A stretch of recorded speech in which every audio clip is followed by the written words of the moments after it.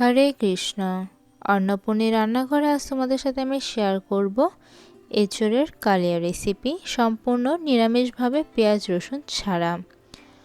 পুরো ভিডিওটা শেষ পর্যন্ত দেখার অনুরোধ করছি, তাহলে তোমরা বুঝতে পারবে পেঁয়াজ রসুন ছাড়াও এত সুস্বাদুকর এঁচোড়ের কালিয়া কিভাবে সম্ভব। রেসিপিটি করার জন্য এখানে এঁচোড়টাকে একটু বড় করে কেটে নিয়েছি আর সাথে নিয়েছি ছোট কিউব সাইজ করে আলু। এঁচোড় এবং আলুটাকে আমি আলাদা করে সেদ্ধ করে নিয়েছি। প্রথমে এবার একটা কড়াইতে আমি তেল গরম করে সেদ্ধ করা আলুটা দিয়ে দিলাম।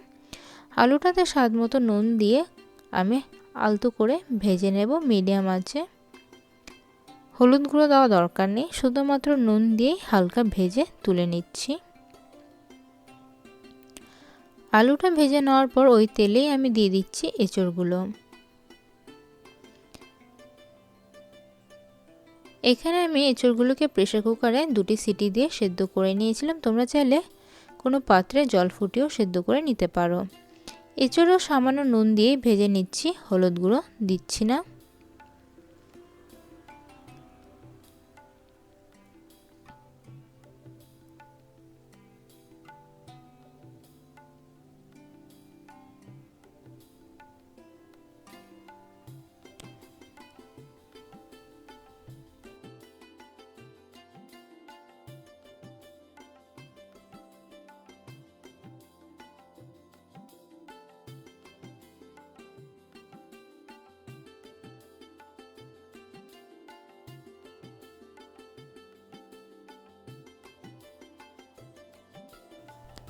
এঁচোড়গুলো হালকা ব্রাউন কালার হয়ে ভাজি হয়ে যাওয়ার পর এগুলোকে আমি তুলে নিচ্ছি।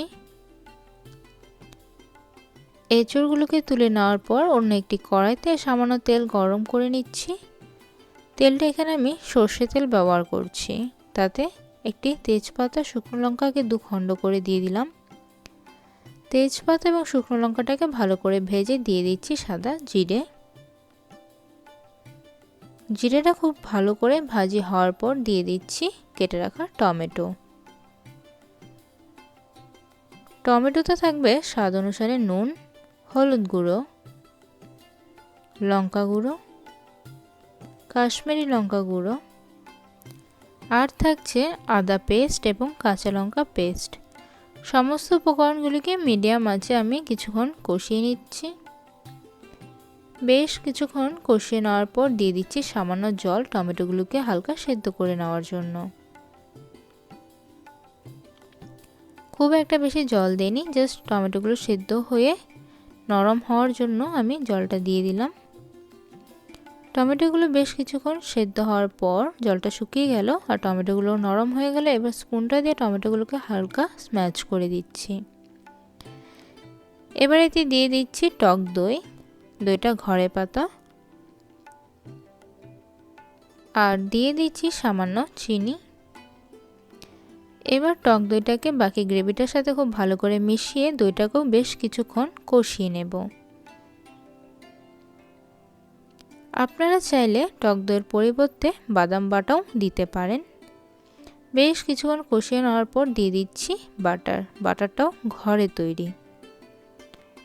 বাটারটা ভালো করে মেল্ট হওয়ার পর আরও কিছুক্ষণ কষিয়ে নিলাম। যখন গ্রেভির থেকে তেল ছাড়তে শুরু করলো তখন আমি এতে দিয়ে দিচ্ছি জল। তোমরা ঠিক যতটা জুসি খেতে পছন্দ করবে ঠিক ততটাই জল দাও। আমি এইটুকুই জল দিলাম, আর দেব না। তো জলটা যখন ফুটতে থাকবে তখন আমরা বাকি মশলাগুলো দেব। তো চলো জলটা ফোটা অবধি অপেক্ষা করি। জলটা যখন ফুটতে থাকলো তখন দিয়ে দিচ্ছি আমি সাদা জিরা বাটা। জিরাটাকে আমি হালকা ভেজে তারপরে বেটে নিয়েছি আর দিয়ে দিচ্ছি ভাজা গরম মশলা। ব্যাস, মশলাগুলিকে জুসটার সাথে খুব ভালো করে মিশিয়ে আরও 1 থেকে 2 মিনিট লো আঁচে ফুটিয়ে নিলাম। এবার ভেজে রাখা আলু এবং এঁচোড়টাকে দিয়ে দিচ্ছি। আলু এঁচোড়টাকে দিয়ে দেওয়ার পর আরও 1-2 মিনিট লো আঁচে আমি গ্রেভি এবং আলু এঁচোড়টাকে ফুটিয়ে তৈরি করে নিলাম আজকের এঁচোড় কালিয়া রেসিপিটি। তো বন্ধুরা, সম্পূর্ণ নিরামিষভাবে এঁচোড় কালিয়া রেসিপিটি তোমাদের কেমন লাগলো কমেন্টে অবশ্যই জানিও। আর ভালো লেগে থাকলে এইভাবে বাড়িতে একদিন ট্রাই করো। ভিডিওটি দেখার জন্য অনেক ধন্যবাদ।